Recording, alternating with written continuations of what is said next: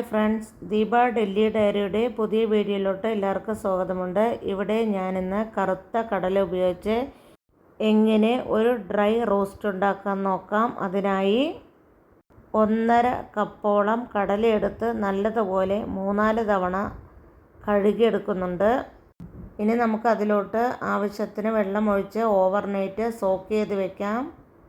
പിറ്റേ ദിവസമാണ് ഞാൻ ഈ കടല ഉണ്ടാക്കുന്നത്. അടച്ച് തന്നെ വെക്കാം. ഈ വെള്ളമൊന്നും കളയേണ്ട ആവശ്യമില്ല. ഇനി കുക്കറിലോട്ട് നമുക്ക് വേവിക്കാനായിട്ട് കടല ഇട്ട് കൊടുക്കാം. ഞാൻ എപ്പോഴും കുക്കറിൻ്റെ വിസിൽ വന്നതിന് ശേഷം സിമ്മ് ചെയ്ത് വെക്കാറാണ് പതിവ്. ഒരു 3-4 വിസിൽ വന്നാൽ മതി.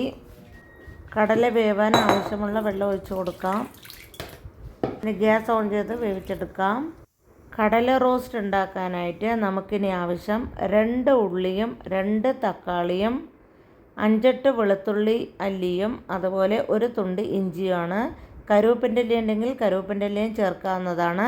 ഇനി ഇത് നല്ലതുപോലെ തന്നെ നമുക്ക് ചെറിയ രീതിയിൽ അരിഞ്ഞു കൊണ്ടുവരാം. ഞാനിവിടെ ഉള്ളി കട്ട് ചെയ്യാനായിട്ട് അതുപോലെ തക്കാളി കട്ട് ചെയ്യാനായിട്ടും ബട്ടർഫ്ലൈയുടെ ചോപ്പറാണ് ഇവിടെ ഉപയോഗിക്കുന്നത്. സംഭവം അടിപൊളിയാണ്. 5-8 ഉള്ളി വരെ പെട്ടെന്ന് തന്നെ നമുക്ക് ചോപ്പ് ചെയ്തെടുക്കാൻ പറ്റും. നമുക്ക് ഉള്ളി നല്ലതുപോലെ തന്നെ ബട്ടർഫ്ലൈയുടെ ചോപ്പർ ഉപയോഗിച്ച് ചോപ്പ് ചെയ്തെടുക്കാം. ഇനി ഇതുപോലൊരു ചീഞ്ചട്ടി വെച്ച് നമുക്ക് ചൂടായി വരുമ്പോൾ അതിലോട്ട് എണ്ണ ഒഴിച്ച് കൊടുക്കാം. ഞാനിവിടെ റിഫൈൻഡ് ഓയിലാണ് ഉപയോഗിക്കുന്നത്. നിങ്ങൾക്ക് വേണമെങ്കിൽ വെളിച്ചെണ്ണ ഉപയോഗിക്കാവുന്നതാണ്. നമുക്കതിലോട്ട് കടുകിട്ട് കൊടുക്കാം. കടുക് പൊട്ടി വരട്ടെ. കടുക് നല്ലതുപോലെ പൊട്ടിയതിന് ശേഷം ഇഞ്ചിയും വെളുത്തുള്ളിയും ചതച്ച് കൊണ്ടുവന്നിട്ടുണ്ട്. ആദ്യം നമുക്ക് വെളുത്തുള്ളി ഇട്ട് കൊടുക്കാം. നല്ലതുപോലെ തന്നെ ഇളക്കി കൊടുക്കാം. അപ്പം നമുക്ക് ചോപ്പറിലുള്ള ചെറുതായി അരിഞ്ഞു വെച്ചിരിക്കുന്ന ഉള്ളി നമുക്ക് അതിലിട്ട് കൊടുക്കാം. കൈ കൊണ്ട് അരിഞ്ഞാലൊന്നും ഇതുപോലെ എനിക്ക് കിട്ടാറില്ല. ചോപ്പറാകുമ്പോൾ പെട്ടെന്ന് തന്നെ നമുക്ക് ചോപ്പ് ചെയ്തെടുക്കാൻ പറ്റും. സംഭവം പെട്ടെന്നാവും. എനിക്കിത് വളരെ അത്യാവശ്യമുള്ളൊരു സാധനമാണ്. കൂടുതൽ നോർത്ത് ഇന്ത്യൻ വിഭവങ്ങളൊക്കെ ഉണ്ടാക്കുന്നതുകൊണ്ട് നമുക്ക് ഉള്ളിയുടെ ആവശ്യം കൂടുതലാണ്. അതിലോട്ട് ഞാൻ ഉപ്പ് കൂടെ ചേർത്ത് കൊടുത്ത് നല്ലതുപോലെ ഇളക്കുന്നുണ്ട്. ഉപ്പ് ചേർത്ത് കൊടുത്താൽ പെട്ടെന്ന് തന്നെ നമ്മുടെ ഉള്ളി വഴറ്റി കിട്ടും. ഇനി നമുക്കതിലോട്ട് ഇഞ്ചി കൂടി ചേർത്ത് കൊടുക്കാം. ഇളക്കി യോജിപ്പിക്കാം.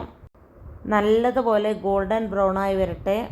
കുക്കർ നമുക്ക് തുറന്ന് നോക്കാം. നല്ലതുപോലെ തന്നെ കടല വെന്ത് വന്നിട്ടുണ്ട്. ഇനി നമുക്ക് ആ 2 തക്കാളി കൂടെ ചോപ്പറിലിട്ട് നല്ലതുപോലെ ചോപ്പ് ചെയ്തെടുക്കാം.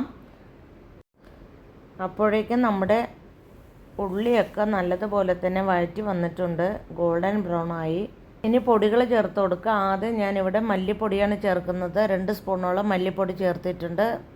നല്ലതുപോലെ ഇളക്കി യോജിപ്പിക്കാം. 3/4 സ്പൂണോളം മഞ്ഞൾപ്പൊടി ചേർത്തി കൊടുക്കാം. മല്ലിയുടെയും മഞ്ഞൾപ്പൊടിയുടെയൊക്കെ പച്ചക്കുത്ത് മാറിയതിന് ശേഷം 1 സ്പൂണോളം നമുക്ക് മുളക് പൊടി ചേർത്തി കൊടുക്കാം.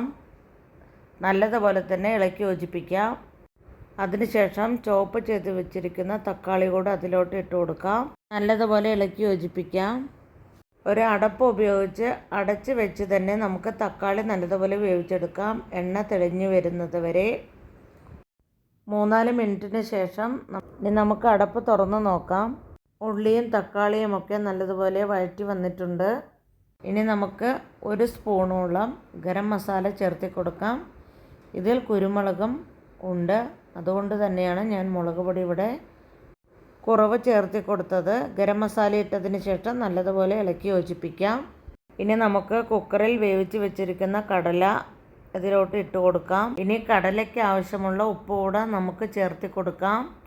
നല്ലതുപോലെ തന്നെ ഇളക്കി യോജിപ്പിക്കാം. നല്ലതുപോലെ ഇളക്കി കൊടുത്തതിന് ശേഷം തിളവരുന്നത് വരെ നമുക്ക് അടച്ച് വയ്ക്കാം. നമുക്ക് അടപ്പ് തുറന്ന് നോക്കാം. ഇപ്പോൾ നല്ലതുപോലെ തന്നെ കടല എല്ലാം മിക്സായി നല്ലതുപോലെ യോജിച്ച് വന്നിട്ടുണ്ട്. ഇപ്പോൾ ഇവിടെ കടല റോസ്റ്റ് റെഡിയാണ്. ഇനി നമ്മൾക്ക് റോസ്റ്റ് ആക്കണമെങ്കിൽ ഒന്നുകൂടെ വെള്ളം വറ്റിച്ച് റോസ്റ്റ് ആക്കാം. അല്ലെങ്കിൽ ഇപ്പോൾ തന്നെ ഓഫ് ചെയ്യാവുന്നതാണ്. ചപ്പാത്തിയുടെ കൂടെയും ചോറിൻ്റെ കൂടെയും സൈഡ് ഡിഷായിട്ട് നമുക്കിത് ഉപയോഗിക്കാം. തീർച്ചയായിട്ടും ഇതുപോലെ എല്ലാവരും ഒന്നുണ്ടാക്കി നോക്കണം. ഇനി നമുക്ക് ഇത് വേറൊരു സർവിങ് ബൗളിലോട്ട് മാറ്റാം. വീഡിയോ ഇഷ്ടമാകുമെങ്കിൽ ചാനൽ സബ് ചെയ്യാനും ഷെയർ ചെയ്യാനും ലൈക്ക് ചെയ്യാനും ഒരു ഹൈപ്പ് കൂടെ തരാനും മറക്കരുത് കൂട്ടുകാരെ. നിങ്ങളുടെ അഭിപ്രായങ്ങൾ കമൻറ്റിലൂടെ പറയാവുന്നതാണ്.